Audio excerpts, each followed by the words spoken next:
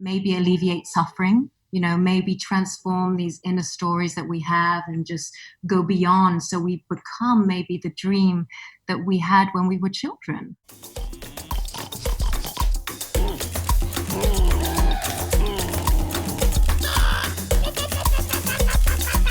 Welcome to the Earth Locker. Jump in and watch us pretend like we're clever, but with guests who actually are. Yeah, Tom Selleck, my God, what a dish. He's the most handsome man in film history, I think. I mean, it's ridiculous how handsome that man is. Do you think he's like Samson? Do you think if he shaved his tash, people wouldn't even notice him? They were like, no, he's shaved his tash. He has shaved it before, yeah. but it does lose something. It does. I mean, it is true. The power I'm a sucker for the tash. So what you're saying, if they remake Magnum P.I., you're in. Is that what you're saying? Oh, yeah. If you go to Magnum P.I. Oh, God, yeah. Maybe you could be on Mallorca or something. I don't know. Yeah, I mean... What you could call Tom Selleck, right? Put your producer hat on, grow your tash, and say, listen, Tom. Hang out with him in his avocado farm. And then... He's got an avocado farm? Yeah. Oh, really? So is he in the Mexican drug cartels? I assume so. He's got the tash for it. See, it's all coming together. We have an exclusive announcement on the Earth Locker that Tom Selleck is the head of a Mexican drug cartel. Well done, Tom. Who are we talking to Earth Locker today? Well, we can ask about pilots and all of the new terrible remakes to Gabriella Wright because she's a fabulous actor. She's an excellent actress. Worked with recently. I have, yeah. On actor or actress? What's correct? I believe. Well, we should ask her actually. Oh, okay. She's a bit of an expert on this whole thing, and I think so we worked together on a movie called The Hitman's Wife's Bodyguard, which is the sequel to The Hitman's Bodyguard. Yeah, which I enjoyed. It's very fun. Yeah, I did. It was one of those pleasantly surprised movies. Yeah, where I was like, "Wow, this is." And they've got really great chemistry. Like Ryan Reynolds and Samuel L. Jackson, excellent chemistry, really good.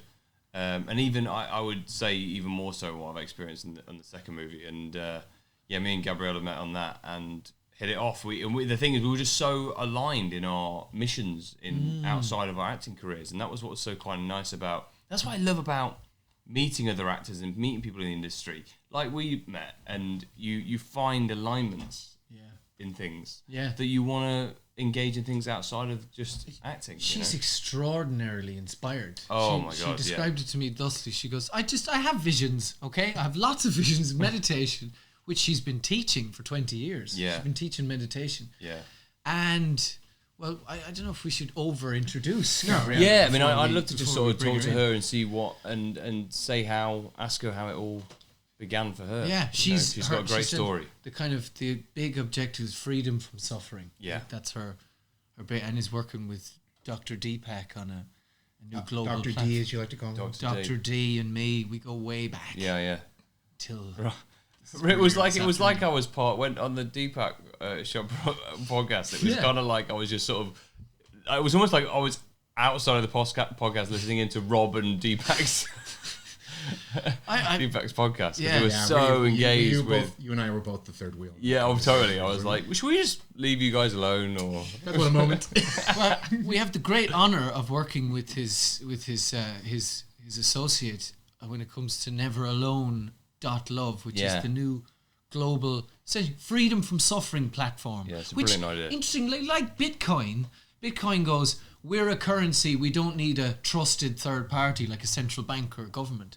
It's the same with like mental health resource. It's like we're a mental health resource, but we're not relying on a trusted third party like a government. And it's like that's a pretty amazing thing because it's essentially using the same technology. Blockchain, which I'm going to pretend to understand. Oh, yeah, I've got a clue. No clue. I still don't understand Bitcoin. It's the words, I think. It's the words they use sometimes. Blocks. I was telling Rob a little bit earlier, I was trying to set up a Bitcoin account on one of those little apps and just horribly effing I heard that it's like not as easy to make money on it as it used to be. I'm not trying to make money, I'm just trying to buy stuff. But what do you get with Bitcoin? Because Joe Rogan has a thing about Bitcoin, and the Cash App that sponsors their podcast, and he talks about Bitcoin, and I'm like, I don't know. I'm gonna have to do some more research on it. I did a bit, and I just like, where's the sparkling water gone? He's doing laps. God damn it, sparkling water! He's doing the bleep test. Sparkled right off the set. I just saw it. somewhere. Not it. Behind you. Oh, it's behind We're on me. the sparkling water hunt. There we go. Yeah, I saw it on here a minute ago. Yeah, see? Can you smell burning? Yes, I can. Where's that coming from? I think it might be coming from the neighbours. It happens occasionally. Oh, okay. Then we're good. My neighbours are arsonists and pyromaniacs. I smelled it during the last podcast as well. I was like, yeah. For a while I thought it was that light thing, but it isn't. So it must be something outside. yeah, You should have like the dressing room with the spirits. Yeah, exactly, like the cooking sausages in Ian Bailey's. Do you know what? There's two gardens down. There's neighbours, and the other day I walked out and they were doing a massive fire in a shopping trolley. in a shopping truck. Yeah, huge fire of old dead detritus and stuff. What's the law on burning stuff? I was like, oh, you're having a big old bonfire there, are you? And she was like, oh yeah. And she's an Irish lady. She's like, yeah, burning away all the stuff. I go, yeah, burning away. It's billowing into my living room. It's toxic. They do the same thing in like a few gardens over from me. Over like an evening, they start just burning stuff. And I swear it's like plastic. It's like dark burning. But Laura is hilarious. Like my wife, she would literally be like, "Who's burning stuff again?" And I'd be like, "Boom, the neighbours." Well, that's who she's talking about. She wants to hear. So honestly, exactly. she'll go around there and give them what's what. Give them what's for. Yeah. And because you know, you're like, can't be having casual. Also, you got the kids. The kids are running around and stuff, and it's like people in all these other gardens. It's like it's a little bit selfish to just burn stuff. Like go to a field in the middle of nowhere and burn it if you want to burn stuff. Have a bonfire. Yeah. But we should ask Gabriella about burning stuff. About burning shit. Well. Dun dun dun dun dun. Gabriella Wright. We were just giving you theme music. How are you? We're giving you theme music. I love it. I kind of need that right now. It's always good. The theme music is always a boost. Yeah, how's the land of America for you right now, Gabriella? What's going down there? You know what? I really feel it's the end of the world over there. As we know, it's a common thing. And you feel fine? You feel fine. I'm completely fine. I'm just kind of measuring my exit plans. Yeah. Well, you've got skin in the London game. You were born and raised in Stokey, right? Stoke Newington. Yeah, so that was fun. You Still is fun. You have many exit strategies, I'd imagine, if the world does end in that particular part. A couple of them. Yeah. Well, it's great honor. Sustainability. Great honor and a delight to have you. It is. Thank you for having me, all. I'm so happy. So Byron's the only one who I haven't really spoken to on an individual level. I'm terribly sorry. Individual aparté, we would say in French. Pleasure to meet you, and I've read up on you, and I am utterly in awe of somebody that has so much amazing positivity that they have their fingers Thank in. you. It's great. Thank you. It's so cool. I was talking about one of the many visions that Gabriella Wright had in her meditative brain, where it's an app that you're developing, where if you're feeling in the compassionate mood and you happen to be away from home, you're in a strange city, like we often are, that you could essentially just click on and see, 20 different volunteering opportunities for tomorrow or whatever, where you could plant a few trees or maybe work with the needy or whatever it is. Yes. I have actually gone on and tried to do that in Toronto, because I had so much reckless amounts of time off when I was living there. So I kind of looked for that thing, but frankly, I found no app and charities and institutions that were shoddily organised. Take that, Toronto! You got nothing. Well, it's kind of like that all over the world, to be honest. I think the problem, like everywhere, is that people don't really share. People just don't share. They don't have, even as actors, maybe we do, but, we know in our industry, you got an audition. Not going to tell you on that one. Do you know what I mean? That you have these things where people, and it happens in organizations. Organizations don't want to share their information. They don't want to share their vulnerabilities. They don't want to share. So you have that as a narrative in organizations, institution, and everyone's competing with each other. And I just find that crap. So literally, like, aren't we here on one common mission, which is to actually maybe alleviate suffering, maybe transform these inner stories that we have and just go beyond, so we become maybe the dream that we had when we were children. And I don't know any children today, and I'm a mother, and I hang out with a bunch of my girlfriend's kids now who are toddlers, and all the kids are always like, oh, we want this world to be a peaceful place, we want it to be fun, we want to, there's no separation there, really. It all comes on the basis of not being separated. I can go on, obviously. This is like it's funny you should say that, because I have did quite a bit of activist work, and I dropped out of it after 10 years because of that very problem. Everyone in liberal activists were so busy hugging their tree. Like, this is it, I'm on this platform, this one, and they don't see the bigger picture, they don't see the commonality. That's where the conservatives have us beat every time. Oh yeah. They say something, like, no gay marriages, screw the immigrants, screw this, and everyone just marches in line. Yeah. Whereas liberals, a little bit harder to see the forest from the trees. Yeah, but, that's so true. Yeah, so true. Dr. D. Pack Chopra. How was it? Oh, it was glorious. We had an excellent chat with Deepak Chopra.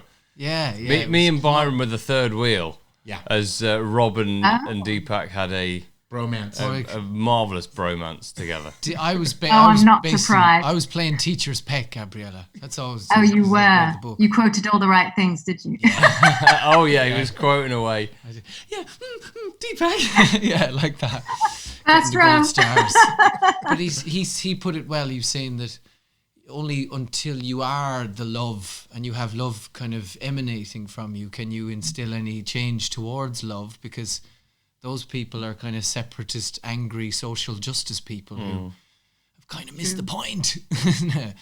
So it's sort of maybe that's where meditation comes in. I think meditation is somehow how you kind of top up the nutrition of your soul, maybe, you know what I mean? Create a sort of a positive frequency from yourself. That constant focus into the external can only lead to, things becoming more and more and more separated. Even the voices inside your head. Meditation. But you're a preeminent teacher of meditation. You've been teaching it for 20 years. What brought you to that? I mean, I've read some things about your story and stuff, but how did meditation take center stage? Okay, this is going to be an interesting story. We want to hear it. If you want to tell it. That's what this podcast is for. Of course, I tell it. I was mentioning to Rob and Tom and all my friends, they all know I do a lot of work for women's advocacy, right? So to end violence against women, and so the first contact I had with violence was when I was just before I turned 18. And I'm 38 now, so that's 20 years ago. And when you're brought up in such a magical environment, when your parents are just solid, my mom's a marine biologist, my dad's an artist, everyone has this, enchanted view of the world, that enchantment. And when that breaks, it cracks your whole reality. And I was so confused. What happened in a nutshell was that, I was coming back from theatre school. At the time, I did want to be an actor. And coming back from theatre school, and I was shoved in a car and taken out of the city and, abused physically. And that led to rape and to extreme violence. And I was able to escape almost 30 hours later. And what happened was very interesting. So during that moment in time, I heard a voice, like you said, Rob, you hear a voice, and that voice led me to understand that there was something else, there's a voice telling me to do something. And the voice was act exactly like him. And as I observed this man, he was obviously in a psychological, hysterical moment, that I didn't was aware of. This man so is your like attacker? Yes, right. He was having a frenzy, and I didn't even know that existed, because when you're brought up in enchantment, you believe that the world is enchanted, and I still believe it is. I really do, and that's how we should bring up our children. And when I heard that voice, I was able to observe him and be more in tune, and thus that made the escape route possible. I'm not going to go into detail, but the point is that I was extremely in pain. And so I went from a beautiful world to a world where literally I would walk down the street and I would see the buildings with my eyes, and I could see them crumbling with these same eyes. And I knew that they were not crumbling because this is a physical world that we believe in, right? But my pain was so strong that my conceptual understanding of what this world was decaying. And it was so powerful, that moment. And I was like, I'm in pain. I need to, how can I get rid of this pain? If the event happened in the past, it's in the past. But how do I get it out? Mm-hmm. And so I tested the waters, and the first, question was like, I need to obviously be geographically non-local to this event. And I went to New Zealand, which is a beautiful place. Mm. And when I landed, I was still in pain. And I was like, okay, well, that didn't work, didn't it? It's like, no. You're like running away from it. You're like trying to run away from it. Yeah. Yeah, I was trying to really and I was trying to have a deductive mind. I mean, I'd been brought up by incredible parents, so we know how to think. I mean, I'm presuming we know how to think. In today's world, it might be questionable. But but basically, I was like, okay, so this is interesting. So how do I can't have a brain operation because I've never heard of taking, that out of the brain. So where is it located? And how life works, it's always magical. You get those local gazettes that just come through the post. And it was one of those. And on it was free your mind, body, and spirit. And I'm like, wow, free your mind, body, and spirit. That free, I need. Mind, probably where my pain is. Spirit, no idea what that is. And body, well, here I am. So, and I have no physical pain anymore because, bruises gone. Mm. So I was like, okay. So I call, and it was a Chinese woman on the other line. And I said, listen, I have no money. She's like, no, it's okay. It's free for you, with her little accent, which I won't do.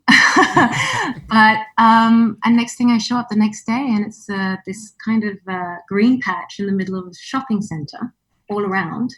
And there's this guy literally in a lotus position. I didn't know it was a lotus position at the time, meditating under a tree. And I didn't know he was meditating because I was completely ignorant to that site. This was 20 years ago. Now it's, spiritual chewing gum around every corner. But at the time it wasn't, available. And I wasn't brought up like that. And I was like, wow, this must be there must be a hidden camera scenario, And there wasn't. And literally I was like, okay. And it was a bit interesting because he didn't speak English. I obviously don't speak Chinese still today. And he just, sat me down next to him. And all I did was just sit and observe him and wanted to imitate him. And all I did was just close my eyes, sit still, and I started to observe. And I had no idea that was the beginning of a 20-year journey into understanding consciousness, into self-healing. Deepak talks about homeostasis. It's the sealing, the self-regulation of self, And when you stop and when you observe and you be, everything just flows through you instead of staying stuck inside you, which is what pain is. It's a bundle that hasn't been fully experienced, you see. You like holding on to the emotional part of it, which can be terrifying. Yeah. And it's like when you ride a bike, Rob, your bike, right? You ride your bike and there's a cog in the wheel and you're riding it like, your whole life in that different direction, but you're actually going on another direction. And that's what really meditation did for me. Yeah. And it was kind of a life-saving because for 3 months I did that every day, and I was able to look in the mirror, able to walk home again by myself, and actually even have a phone because I discarded the thing. And so that's how it started, and I think when you were that's how it continued. When you were meditating, Gabriella, and you felt this pain release, did you bring it up in meditation, the event, or it just flowed away? It's funny that it comes through yawns and tears often, doesn't it? It's sort of, it comes out in the funniest ways. It just did. And I think what was lovely about that moment in time with this man, I didn't even know what I was doing. Do you know what I mean? Like, I just didn't know. So obviously he had technique, I didn't. But because I was just observing and realizing and dealing with an inner dialogue, and just letting it be, I became almost a perfect student because I just didn't know anything. Yeah. You know? Yeah. It's like, so all of a sudden I had a vision 3 months later, and there's my barefoot on stage. I'm like, I think I want to go back to Shakespeare now. And so that was it. That was it. And that's how I just I was like, okay, I'm done here. Oh, that's you can so go back lovely. to acting. Wow. It's like, great. Yeah, sorry, go on. No, I was going to say this because I've heard stories of, people with physical injuries, like shoulder injuries or back injuries or whatever it is, and they go deep into meditation, and it turns out that the reason the injury isn't going away is because they're dealing with a deeper tension from a past thing that actually isn't the cause of. I mean, it might have, there might have been a trauma, but the reason that is holding on, it won't go away, is because there's an emotional trauma there, and once you get that out, all of a sudden, like you say, just one day it will just be released in some way. It's extraordinary. It's so powerful. Yeah, and it's beautiful. It's really beautiful, and we have to respect the timing of people. Do you know what I mean? Like, meditation is really, it's a tool, but it also becomes a way of living. Yeah. Totally, yeah. It is, yeah.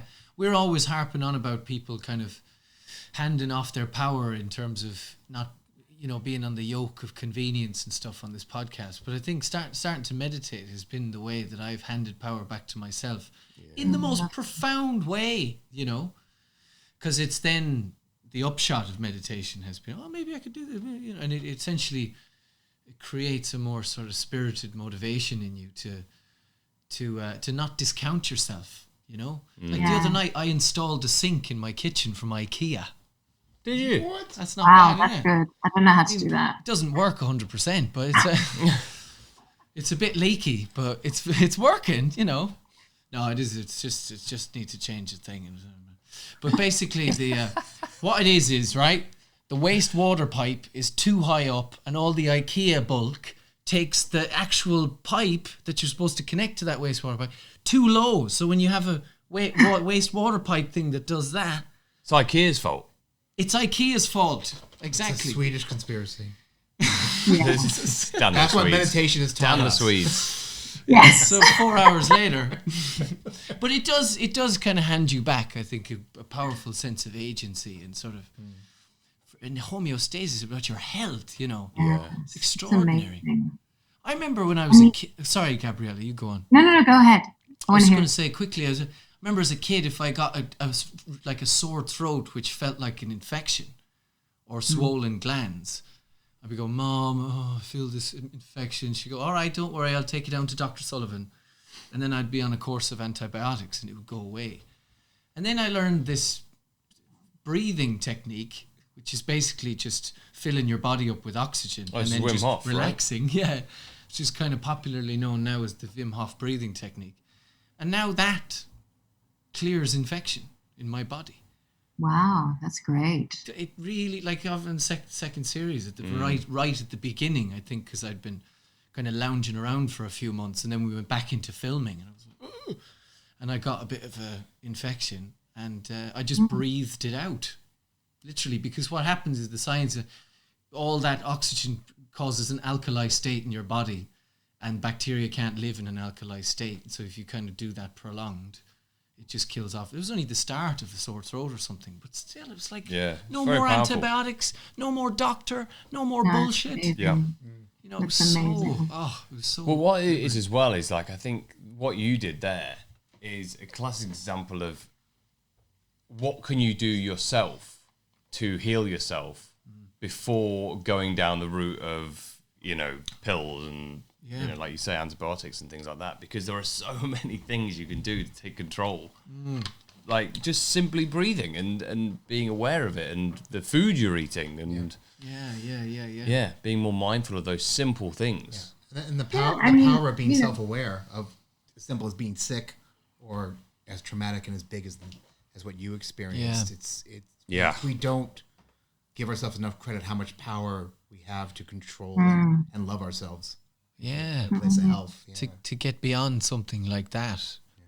Well, yeah, I think, to be honest, it's like, I always feel it's like old news. I'm like, oh yeah, this happened. Okay, I'm going to explain it because it's good for the journey. But it's not who you are. Do you know what I mean? Like, experience does not define you. Events do not define you. The you is this vast pool of possibilities. Yeah, forever changing, adapting. Yeah, and we're changing all the time. And I would say as actors, we know that we change all the time. Yeah. And that's just the basis of the reality, and we're with it. We don't get stuck. I mean, some people do, but that's because they want to. But, it's like, okay, go and indulge in drugs for years. Come back later. Yeah. But you know what I mean? Like, just it's just about the human self, or the ultimate self, the path of self-realization, is that we are infinite. So when you go with that, a trauma is one thing, and it's like, I'm not disregarding the trauma. I'm not disregarding the story or the experience, but it is an experience like anything else. And once you're able to liberate from that story, go through the arc of it, then you're liberated. And then you can just have a lovely life and not hate men and not, be fucking angry, and not want to kill everyone. Yeah. Because, but do you mean it's powerful to be able to do that? And breath is actually, we call it in Vedanta and all techniques, but we call it, it regulates the thoughts. So it's like the vital, it's really the vitality of who your essence is, and it comes into manifestation. Yeah. So you regulate yourself through breathing, and that also regulates the thoughts. So it regulates how you tell your story. Yeah. Do you ever have a noisy day, Gabriella, in your head? Sometimes I have that on occasion where you go, what's going on? Oh, yeah, man. And suddenly you're just, there's more traffic going on. There's more resistance to life. And it's just strange. I don't know sometimes where it comes from, but then literally like 15 minutes meditation, it's gone. It's just, it so brings you back to that base level of, as you said, emanating the right thing, or perhaps from the right source, or living from the correct part of your being, because those thoughts can be very, very bewitching, on a noisy day. Suddenly you just are them, and you go, oh, wait. Hang on a minute, I got dragged down into that illusory drama. When you do the meditation and then you start, you get the other side of it and you think, oh, that's better. Is it that the thoughts, that all those busy thoughts don't matter anymore? Or is it that you're just able to handle them and it's like, it's okay, that's not? Well, I suppose by identifying that they're illusory, that they're ruining, they're kind of dragging a fake future or past into the present. Which you don't always have to experience. It's good sometimes to, I suppose, fess up to the sadness, I suppose, Gabriella, in it, and then other times accept it's like, this isn't useful to me right now. I'm just gonna recognize it and let it move on. Yeah. How are you in all of this apocalyptic stuff, Gabriella? Is it? It's hard to maintain a sense of peace and decorum when it seems like it's the not so United States of America. The divided states of America. Yeah. The new world. I think it's just, when you look at this as chaos. Yeah. And creative chaos, you accept that this is part of the creative chaos. you know. Sure. It's just that I think there's an accumulation of creative chaos right now. It seems to be gathering in my sink. So much chaos. Pendulum just went in that direction instead of creative, like, oh wow, you know, all of the other blooming, wonderful bouquets of flowers, and right now we're in fire. You know, like, okay. Yeah, how bad are the fires over there, like in LA? Because I know California is seeing some bad fires right now. Yeah, I mean, yesterday I was in Malibu and it was, you know, it smelled great. And then I was driving back towards where I am, which is, you know, not far from Malibu, 15 minutes. And it was smoky. And I just don't know where it's coming from. So it's depending on the winds and everything. But Northern California is terrible. Here we're kind of safe still. Yeah. Are there a lot of prescribed fires that happen? They're quite something to wrap your head around. I remember I was in Yosemite. We were shooting something, and half of a hillside was all charred and blackened. And I go, what's this story going on there? They were like, oh no, that was a prescribed fire. I went, oh, right. When did you do that? And he goes, I think that was 1976, something. What do they mean by, as in like prescribed, and like they because what happens is they call dead detritus. They call fuel when it falls onto the forest floor, and it becomes like tinderbox. So they're like, let's get rid of that to prevent the death of the whole forest, kind of thing.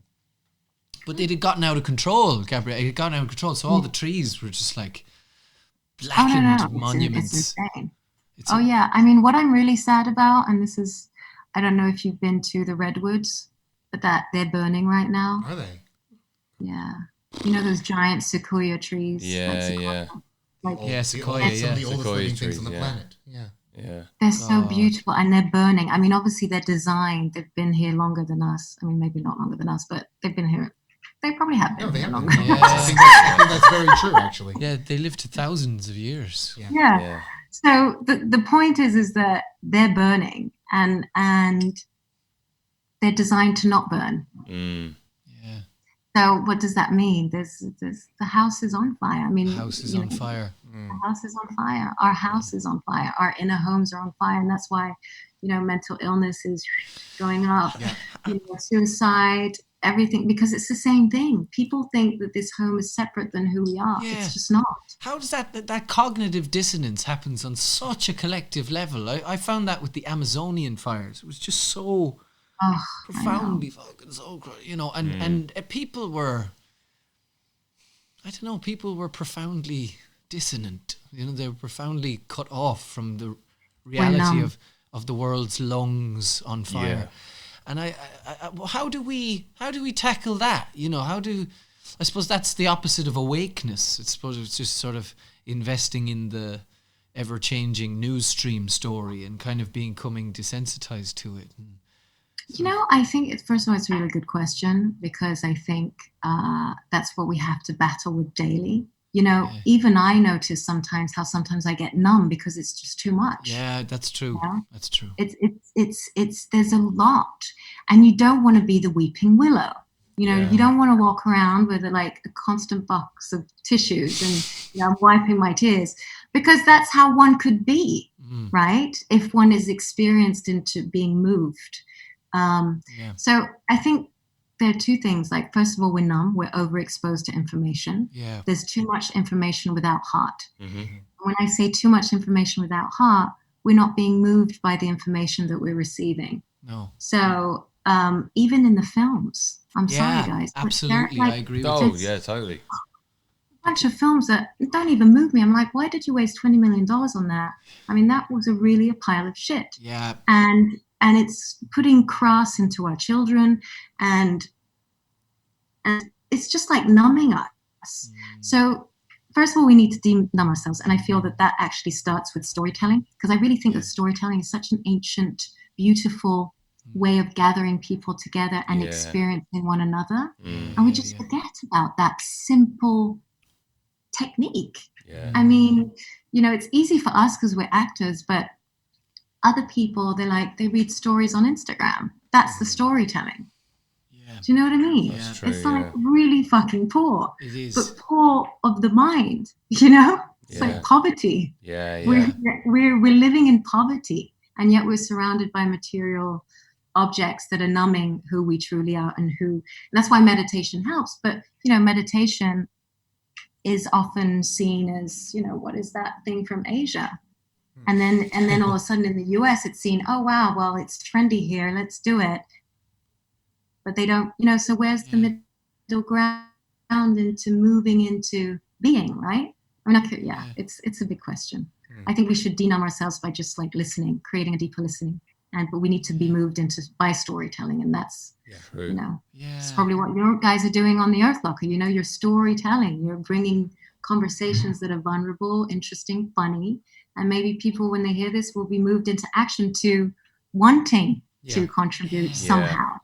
Well, that's the thing I think we try and do on here is it's the idea of people to maybe recognize something within themselves that means that they can make a difference, and that is what I think it's all about. I think which will ring a note in many people, the way you said that we are impoverished, but we're surrounded by kind of material supposed luxury.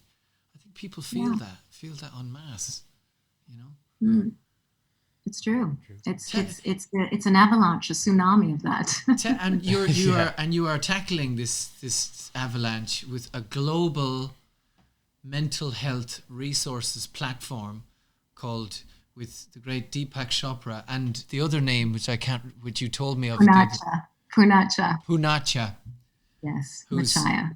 And the three of you are creating this thing which is based on blockchain technology, which is the most validatable, verifiable technology for essentially to I suppose encourage trust as well, isn't it, into the in the system? Yeah, can you tell me how it works? Because I'm still a little I'm confused. We've explained it 7 times, and it just won't go in. I mean, tell me. So it's gonna, we didn't. I mean, the Never Alone is a movement that sort of started from a movie that you were doing. Correct? Yes, it did. It started from that. Yes, you're right.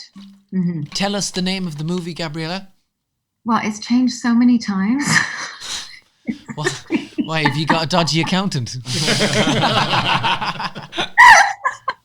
No, it's the director's just fluctuating from like The Offering to I Am Never Alone. Now he's like wants to call it You and Me. I'm like, listen, do your job, do it well, enjoy.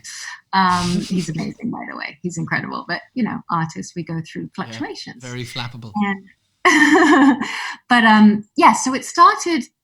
Okay, this is another little story. Years ago, this director, I was working in France, and 10 years ago, we wanted to talk about child suicide because we had read an article about that children are dying by suicide. And I was like, that's bizarre. How come a 6-year-old, 7-year-old wants to take their life? Like, where did the enchantment go? And that was so bizarre to me because, like I said earlier, I was brought up with enchantment. And I was like, wow, that must be terrible. I mean, that must be a horrible feeling. And so he was like, well, let's do a movie about it. So he wrote the script that was based between France and Nepal. And unfortunately, when we shopped it around, nobody wanted to produce a film about child suicide. They were like, oh no, c'est pas possible. We can't deal with that. No children want to commit suicide, like all this French snobbery. And we were like, okay, fine, but it's the truth. Yeah, but it's not fashionable. So typical producer industry kind of like numbing, let's numb ourselves. I was like, okay, great. So we kind of put it aside. And I reconnected with him a couple of years ago here. And he shot a couple of documentaries in between and this and that. And he was like, listen, I really want to work with you. And I was like, yeah, me too. What should we do? He's like, should we take that subject up again? I was like, yeah, but we can't, let's not shoot it as a script. Let's shoot it as a documentary style. He's like, yeah, that's actually a really good idea. And that's how we started this journey of a mother losing her child. So I play the mother who loses her child to suicide. And it's a journey through grief. Now, at the time, we were shooting that, and unfortunately, again, my sister died by suicide during the shoot. Oh, so all of a sudden, I'm confronted with, yet again, fucking tragedy. Sorry, my language, for those who are listening. Oh, no. But, it's just like, I was like, I can't believe this. This is just do I have to stop acting? Is this like bad luck? You know, like, what am I doing? And obviously I'm still moved by it because it's fresh, but, of course, yeah. But, you know, things just, you know, manifest a certain way. And I stopped working on that film because I was like, listen, I need to save my family, you know, deal with my son, make sure his mental health's okay. Because, you know, there's so many factors. And it was in the press, you know how the press is just awful. So I was trying to make sure that my family was okay because they didn't have the tool that I had, which was meditation, exploration of consciousness, understanding that the physical death is not death, but it's just a change of form. And so I really took time to spend time with my family and accompany them through that. So whilst I was doing that and going back to work with Tom, actually, on the Hitman's Bodyguard's wife, killing a couple of guys. Hitman's wife's bodyguard. Yeah, totally. I'm just getting the outlet out. Yeah, it's a tricky one to remember. It's true. Tom looked fucking great, and he does still today. He's a hot piece. Hey, we look good in those leathers. Leathers? Oh, funny. Oh We my looked God. amazing on that bike. Hey, you know, I have one of those Harleys now. Remember I said I'm getting one of these? And I sat on the first time I sat on the Harley that I wanted to buy was on the set of that. Do you still have the PVC outfit? Do you, Gabriella? Gabriella's a fantastic leather two-piece, I think, wasn't it? Yeah, it was pretty good. We looked good. Yes, it was good. So that got you back to... So that got me, you know, in the middle of shooting, I was called by Michel, the director, and he's like, listen, I know you don't want to work on this stuff because you're going through your stuff, but there's a possibility to interview Dr. Deepak Chopra he was developing an app to help people through difficult times. I have a bunch, obviously you've noticed now, I have a bunch of people who do good and they always call me to help them out. Handy. So that's all my circle. So he's like, can you help and interview Deepak because you know about consciousness and I think, you know, you're solid in front of him. I was like, sure, okay. So I flew from London to New York to interview him and it went really well. And as the conversation finished, I said, do you know that, you know, suicide is the second cause of death, you know, between the ages of 10 and 34. And as much as he knew about suicide, he didn't know that it was that high on the list. And he was like, no, I was just not really, you know, aware of that. I was like, yeah. And I said, you know, my sister died by that and I'm just looking into the whys. And he was like, wow, this is fascinating. And one thing led to another. He then starred in our documentary feature. Yeah. You know, the one that isn't done yet, almost. And then he was like, let's create a movement. And so now this initiative became part of the Chopra Foundation, which is his legacy, meaning what he's giving back to the world, which is obviously it's lovely that he's taking mental health and that mental health crisis so seriously. And so ever since then, I've just been learning a lot and creating palpable tools. How do we create a universal language to reframe mental health? Because when my sister died, we knew that she had had problems that were triggered 8 years before, but she was fine now. And I lacked education, and my mother did, and my family. We just lacked the education of understanding that sometimes certain ailments come back in cycles, like things like this. And we were just completely blind, and we were blind to the trigger factors because we didn't know. And then she was, you know, obviously trying. She's an artist and singer, songwriter, and so she was always putting it out to in animals, the lyrics. as you told me the other day. She likes performing to animals. Alone, some gigs. That was so beautiful. Literally. That's how she started in the field, like in France, like singing to the cow. Singing to animals. I love that. So cute. So, you know, it's kind of interesting to see how, I mean, I took it really personally because I was like, fuck, I've been meditating for 18 years now. And here I am supposed to be like in a deeper listening. And I realized that I didn't see it. I didn't get it more than because I didn't have the other tools. Meditation's one thing, to understand. But then there are other tools to understand why was she so silent about it? Why did she feel so alone? Why was there not an easier way to just, share stories and alleviate that inner voice, right? And I thought her singing was enough. I really did. I didn't think that that would be the end. It just, so that's why I took it really personally. I was like, fuck, I'm on a mission now. Fuck this shit. Like, I don't want to see this happen to the other people I love, because unfortunately, when there's one suicide in the family, it actually has a unfortunate recurrence pattern that develops. You mentioned a term to me when we've chatted recently, and I think Deepak mentioned it, a thing called mental hygiene. Is that right? Yes. I love that term, mental hygiene. Yeah. Because it's like cleaning out your mental all your state. Old, crappy brain furniture that you don't need come on. Get rid of the plaque. The dust. Yeah, the mental floss, right? Yeah. Brain floss. Yeah, right. And it's like I came up with this thing, and we were discussing with Deepak. I was like, why is physical health so important? And when you look on Instagram, when you look on all these social media, everyone like looking good and putting all these filters on, but it's all to look good, right? So there's a certain like physical hygiene, even of observation, that is put there. You got to look good, so you got to take care of your stuff, and a lot of people don't, but that's a whole other conversation. And then there's well, what do we do for our minds? Because we don't see it, right? We don't see our minds. We don't even know where the mind is. We don't even know what the mind is. We just think it's a brain.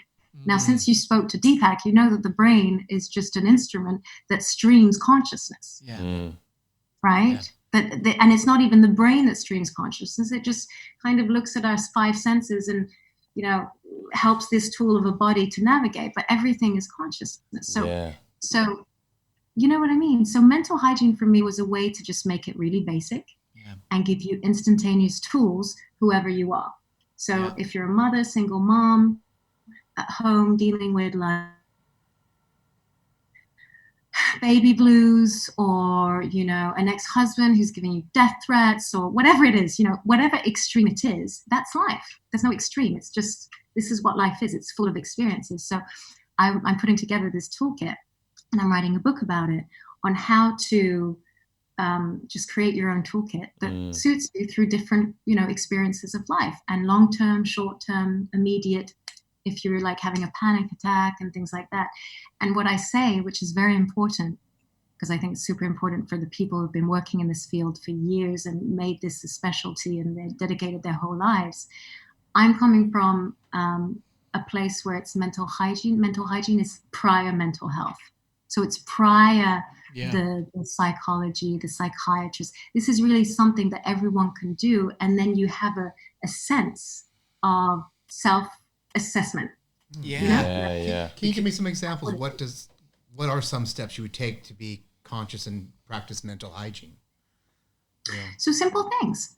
First of all, ask yourself questions. Like on a rate, like Deepak loves this, but it's like, how do I feel today from 1 to 10? How do I feel like, how does my body feel from 1 to 10? Start with the body.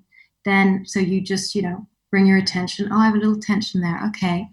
Start using the breath. I use a lot of, tool techniques. And you start breathing, purging through the mouth. So where that tension is, sometimes an image comes to mind. We don't often think about it, but when you pay attention, and so you'll see that image, you're like, then you just blow it out. So you constantly use your breath. So you create these tools. It's like, oh, how does my mind feel today? Did I sleep well? Little things like this, and you create a relationship with your self-assessment. That's the first part.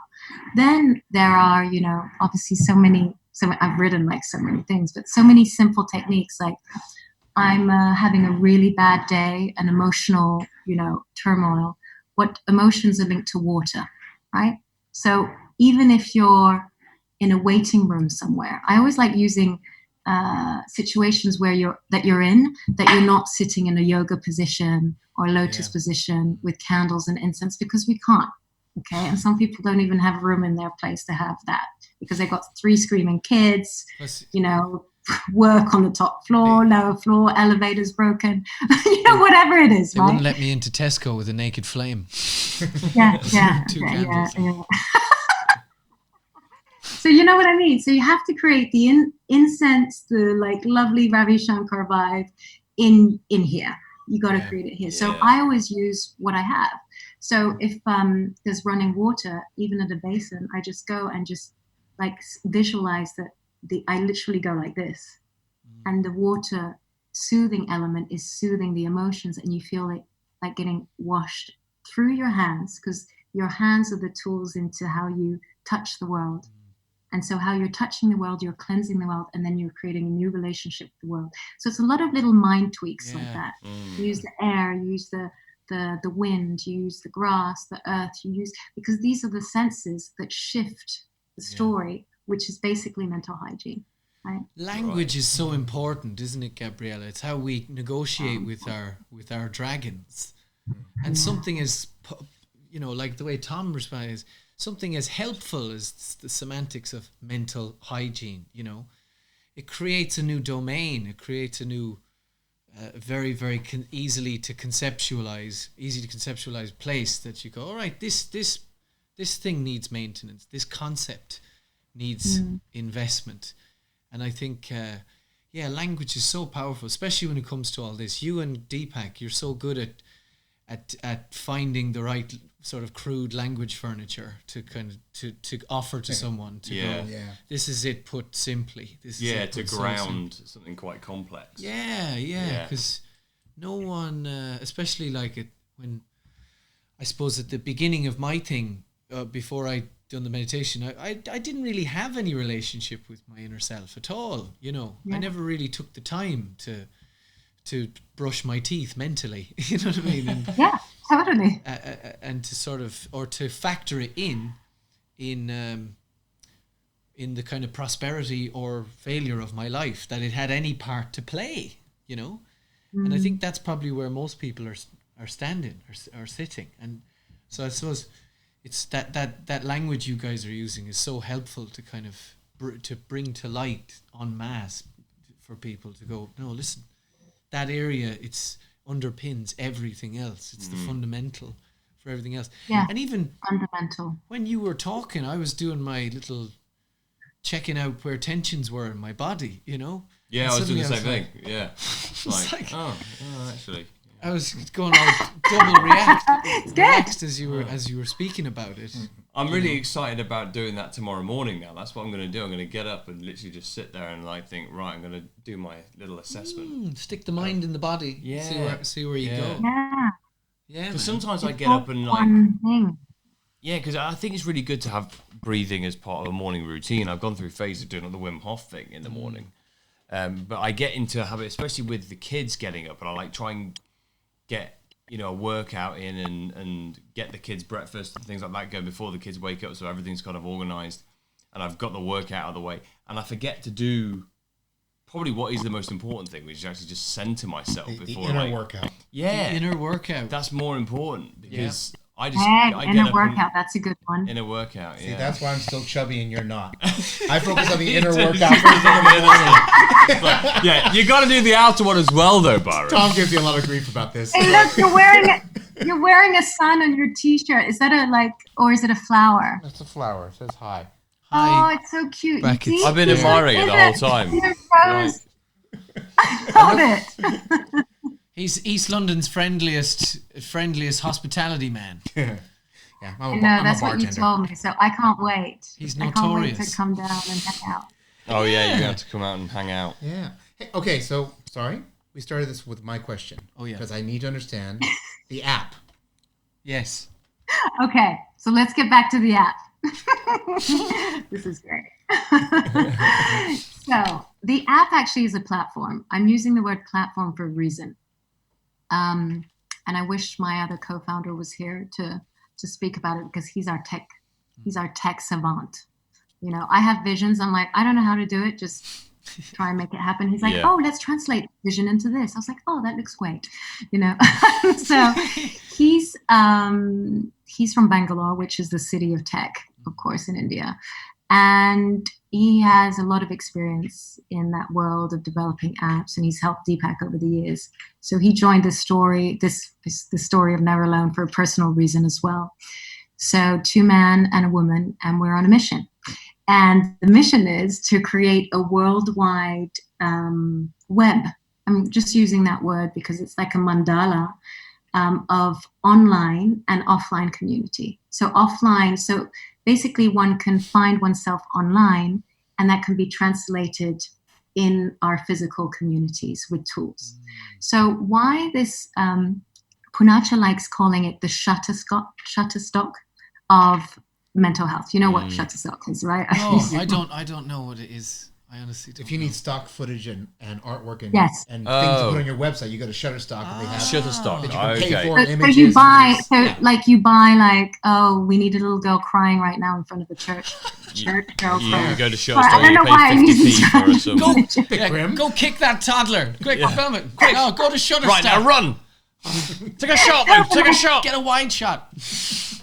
Yeah, but you're doing a political documentary and you can't go to wherever. You just find some stuff there. Yeah. I've used it a couple of times for some of the things I've been working on. So, meaning that it's content that's full of content, full of mental hygiene tools that everyone can contribute to reframing of mental health. So this web, this kind of platform, allows you to not only be the person who's a content creator of tools, so it could be one prayer, or it could be one practice that this lady in Kenya has noticed that it works for her kids. And it's a tool that could be linked with language and prayer and action. And she's put it on this network. And this network, because of blockchain, you can trace where it goes and how much it's been used in different parts of the world. And also because of how many times it's been used, it can also create, oh, wow, this person has donated or created content for 4,000 people, but also 4,000 hours. And that can equate in currency.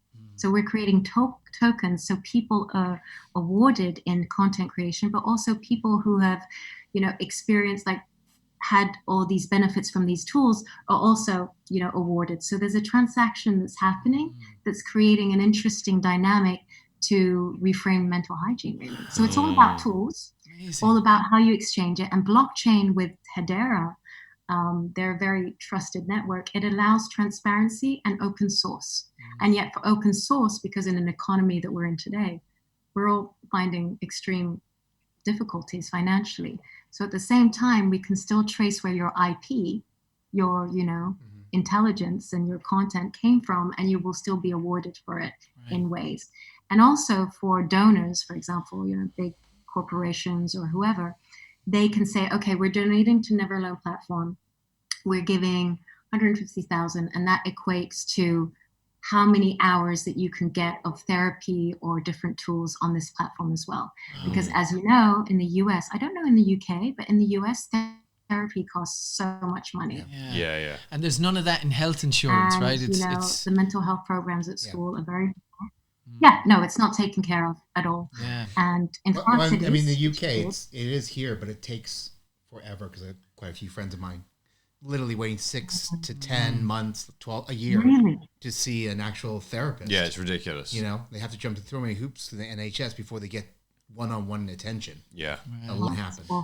You know what could be cool on the platform too, Gabriella, is what Deepak describes in the book Metahuman as peak human experiences. Peak human achievements, where human beings around the world both can do the most amazing things, and he talks about some of them. And it would be amazing to kind of create a little side dish of being an archive for human potential, the stuff that we all assume we can't do, and suddenly there's people out there that are doing so. And the example I used another episode a bit back to you guys was, there was a lady who came to a seminar of Deepak's, and she said, I can speak to birds, a bit like St. Francis of Assisi. Do you know what I mean? That's what he was kind of famous for. And she said, he goes, oh, wow, that's interesting. I'd love to sit. How do you do this? And she was like, it's easier if I show you. And then they went and sat on a park bench nearby, and she consciously asked the birds nearby to come, and they came and hopped in her lap and stuff. And there are all these, and that's a real thing that happened. It's a real thing that happened, and a human being did it. And there's so many little amazing unreported things going on, isn't there, that people can do. I agree. That's actually a really good point, because maybe that can help destigmatize human potential as well. Yeah.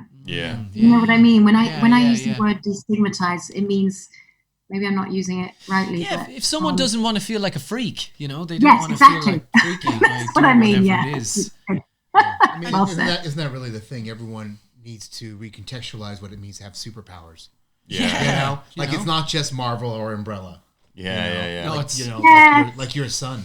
Yeah, it's like Freddie. Yeah, absolutely. And the thing is, all it is, it's like what Deepak was saying about the education thing, the EduCore, and bringing the best out of him. There's so many people. There's just like a stigma with autism, which obviously drives me and my wife nuts. Is that it feels like there's something, we get told this a lot. In the medical system, it's like we're trying to figure out what's wrong with Freddie. You're always getting told what's wrong, and I'm like, I'm bringing out everything that's right with him. We just got to figure out that angle so he can flourish in this world. We just got to bring that out of him. And that's the problem with the system. It's like, if you don't fit into this and this, it's like education. If you don't get these grades in these subjects that we tell you need to learn, it's like, then you are not good enough. Whereas it's like, well, why not find out more about the person and see what they have to offer to bring out of them? Yeah, and don't measure their societal value based on these milestone exams. Yeah, on your values, on what you think is important. Which are the biggest stress causers, just massive stress causers in young people. And I'm sure connected to teenage suicide and stuff we were talking about. Yeah. Oh, yeah. And it's risen so much, and there's no outlet. There's just no outlet. I mean, it really is an ongoing tragedy that is we're blind to. We're completely blind to. And we're blind to because we're blind to the fact that the house is on fire and that we've got 8 years to freaking deal with this incredible, beautiful planet that we're polluting with our own selves. And we're not even like on it. Yeah, it's weird. Do we're not on it. I'm just like, okay, great. Nobody cares. Okay. Yeah, awesome. sorry. Oh, we'll just let it go then. Fine. Yeah. No one else let's cares. just like, all right. well, might as well just die with everyone. Huh? Like, Yeah. I mean, how do we talk to young people and get them to buy into mental hygiene and to want to discuss what's going on? I mean, I remember when I was 10 and a half, 11, and one of my friends in my little stoner group had hung himself. And now I'm thinking about it now because we're talking about it, and I haven't thought about this in decades. And people were a little bit sad. There really wasn't any discussion on group in the school that I was at, about what does this mean? How do we deal with this? Like some sort of offhanded remarks about going to counseling or whatever, but, not a really honest thing about why he had done this. He's great. His kid's name was Shannon. Wow. It's deemed too painful, isn't it? It's deemed collectively too painful. It's someone else's problem, not ours. And, We're sort of to soldier on and, Well, again, it's probably that the systematic thing is that people go, well, there was probably something wrong with him. Oh, yeah. Do you know what I mean? It's that thing, there's something wrong with Freddie. Yeah, it's the same thing. No. And the way the system deals with it is just goes, oh, you're sick. Yeah, exactly. It's your You're problem. sick. It's your problem. He probably just wasn't able to deal with something. And but actually, you're right. I think you're all three of you're right in that sense, is that there's several things to this though. When you lose someone to suicide, you have to deal with grief. And grief takes a certain time. It just does. There's a cycle to it. Absolutely. And so there's that element, there's grief, and where you can't really talk because you're in disbelief anyway. You're like, and you're asking why, and you go through guilt, and then you accept, and then you become, you just go with the flow. So either you go with the flow and you're numb, or you go with the flow and you're empowered. And that's at the very end of the cycle of grief. But during that process, you need silence, right? You just do, and you need no words. because the words will not heal you. So you can't have conversations about something like that. So tragic in the beginning. And it's really hard. But then also what goes on, because we were on school tour before COVID happened. So Purnacha and I and Deepak, we went to universities, and we had a couple of high schools that I was at. Deepak wasn't at the high school. I was dealing with those. And it was fascinating to see, and it was so mind-boggling.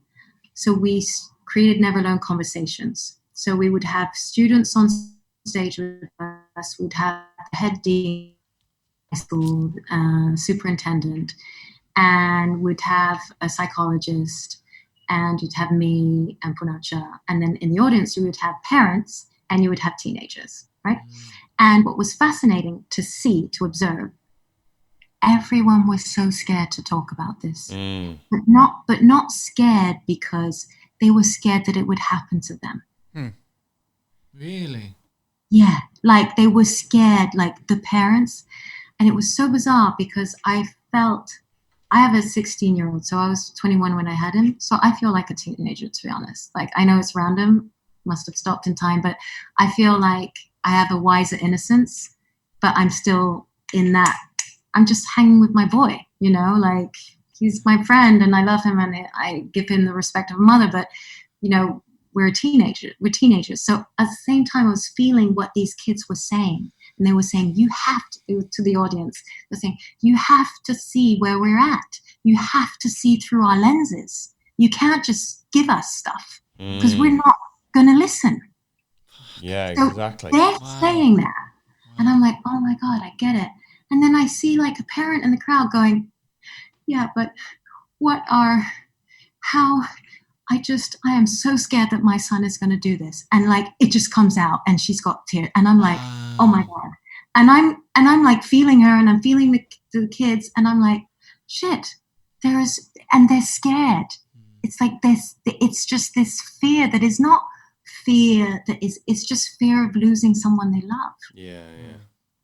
And almost by inviting the concept or somehow talking, it will will it into existence. It will will it into existence. So in the mental health space, we've got people who want to like propaganda, like, you know, let's save everyone.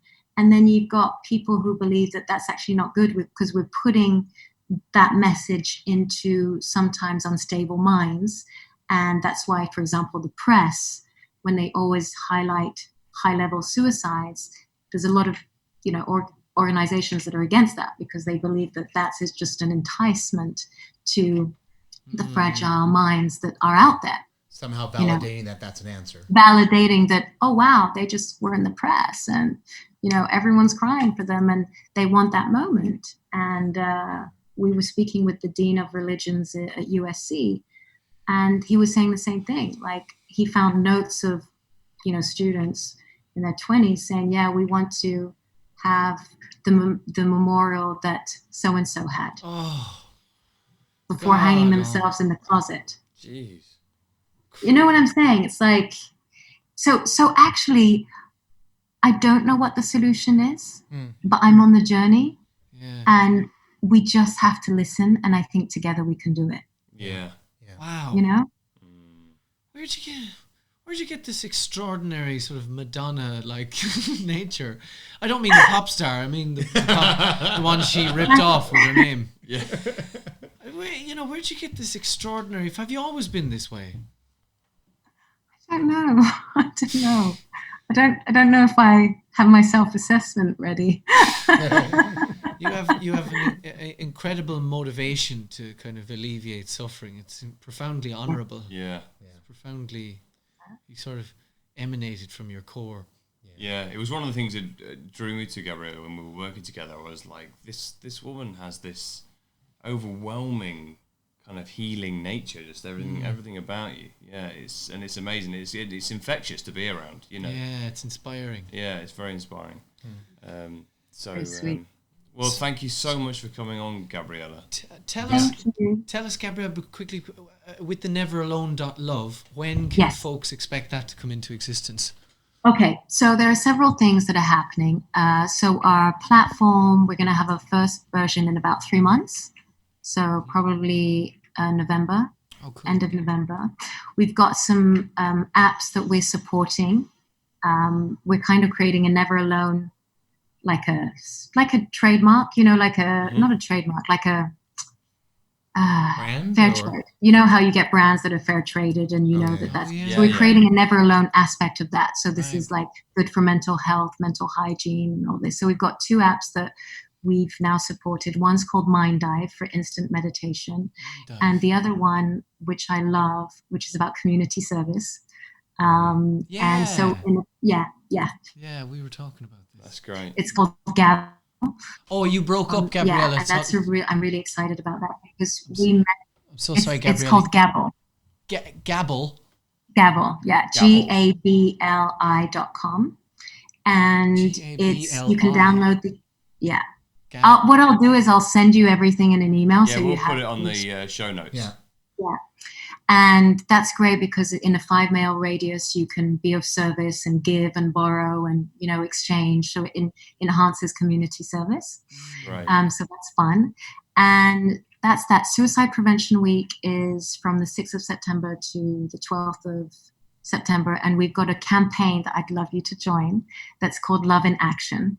Right. And it's about how do we create love in action? How do we become love in action? You probably heard Deepak talk about it. Love in action is actually the mantra of who we need to be in this world. We might not be able to, we might not know everything, but just by the fact of being, we can change someone's life. So we have these things that we're creating. So we've got that campaign. We've also got a chatbot that's coming out using AI that we're launching that week. That is through a number. You can get instantaneous feedback and self-assessments on your mental health and what you need, and you can get directed to a therapist, or you could just continue having conversations with our AI chatbot, who's called Pee-wee, which is actually my sister's nickname.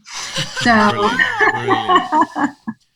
So little things like this. I mean, I'm calling them little things, but we're creating a basket of tools for everyone. The AI chatbot. I mean, that's a whole nother podcast episode. Because you'd have to know how AI is the future. We have to collaborate with it. But to what depth can it sort of mine you psychologically? I mean, I suppose it can, like a sort of a extremely complex FAQ kind of thing, like frequently answered questions. Yes, it can guide you and it can give you tools. So, for example, it gives you links to some of Deepak tools, some of my tools, some of other tools that we're putting together. And then it can take you to the next step. You can go and find, there's 5,000 therapists that are part of this and that web, and you can connect to one if you really want one. That's so cool. Amazing stuff. I mean, this is really great. Amazing. I mean, we will do our best with this Never Alone. Yeah. I'm very, because I have children, of course, and Tom has children, and they're so important to me, and I know it was so tough growing up, myself personally, that, man, young people and anyone who's got influence over other people, because it's all about peer involvement, like old farts like me, telling young people, you could do this and do this, like you said, they just shut off.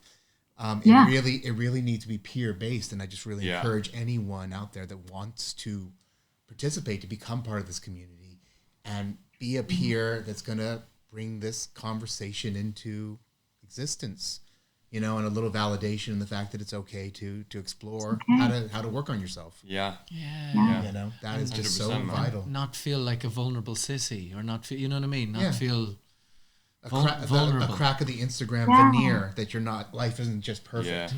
It's the Instagram thing is a bit scary to me, especially I was sat in Mayfair, and it was I was sat outside a cafe with a beautiful floral veneer, and there was a teenage girl after teenage girl coming with their parents, and they were sort of a bit in a faff, most of them, and they go, okay, Dad, and they were sort of getting the hair like really perfect, and this was obviously an Instagram destination, and they'd sort of go and then they go, show me the picture. Do you know what I mean? Like there was this odd window of happiness that was just lacquered on for about 5 seconds, and then back into a nervous that the picture of me, but it isn't me because I'm not in that mood, I'm not in that state, I'm not. It's just this this presentation thing, which has really just bewitched a lot of people. And it worries me. And that is one side of Instagram, right? Is you have that side of it, which is all of those influencer type people that are doing all that. But what I love about Instagram, of when it's good, is the people that are real. You know, you really get them, and people that are really trying to do something good. And I think it can be used for such positive means if utilised in the right way. Yeah, but absolutely. there is so much kind of, well, for want of a better word, like plastic element to it. Oh yeah. You know? There is, yeah. So you just gotta sift through that crap. You know, you don't actually have to listen. I mean, the technology can be that vacuous Instagram, or it can be neveralone.love. Totally. Yeah, you place exactly. that sort of embraces vulnerability. You know, a place that embraces humanity in that way, as opposed to Instagram. And you have to feel safe. You know, that's another thing. Like, I've noticed that people just don't feel safe. And for me, it's been, you know, an issue in different ways. And not an issue anymore. But, you know, when you go through not feeling safe mentally,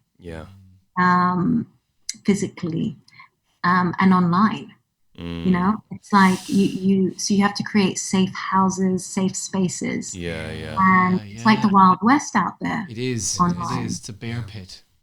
Absolutely. You know, so you have to kind of emanate, maybe that's what you're saying, like you have to kind of create with your whatever your being. Yeah, the power of attraction, The sense of safety. Yeah, you have to create safety. And for me, it's like the number one. So Never Alone is like in my mind, it's based on safety. Yeah, that's great. It's a safe place to go. It's a safe place to be. Sanctuary. Yeah, it's sanctuary. Yeah. Love it. It's very cool. It's a beautiful idea. It's a beautiful reason well, you to got our exist, support, love. Gabriella. Brilliant. Yeah. Very, very good. Thank you. Thanks so much for taking the time, come and waffle with us. Yeah. On the Earth Locker. It's fun being with you boys. I think we need more men like you out here. I mean, it's a desert out here. There's no one.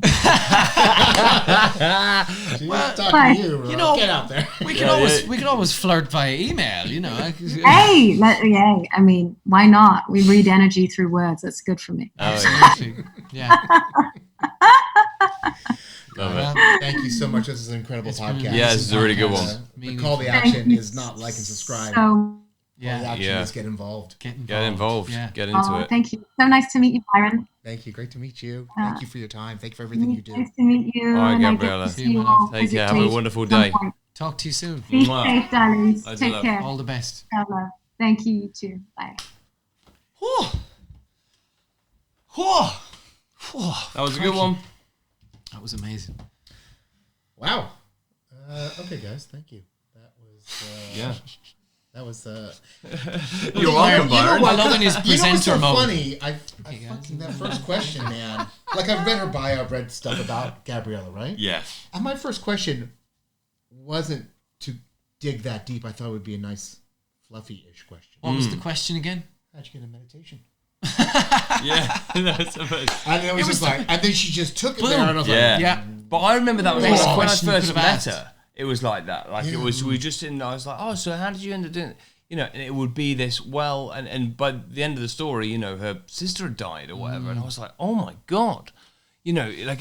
But what I love about her is she's so driven by the things that have happened in her past, but her past, her negativity in her past does not define her. It's what is always driving her to make a difference and a positive difference for other people. well, to be of service. Yeah, to be of service, yeah. And for that tragedy to somehow be a fuel.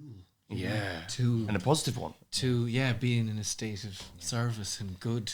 Yeah. That's wicked. a Jesus like quality. You know what I mean? It is. That is that sort of Guys, that's it. I'm not gonna jingle out on this one. I'm feeling very reverent. I think. Yeah, cool. On a good Instead level. we'll Thank do you so some much. live animal noises. Gentle animals. Guys, thank All you so right, guys. much. Next episode of Earth Locker. Yeah. And everyone, just give some love and give service. Guys, just kill He's me. moved by this one, kids. I really am. It's really important to me. Yeah. Man, it's beautiful. Loads of love out there. Mwah. God bless.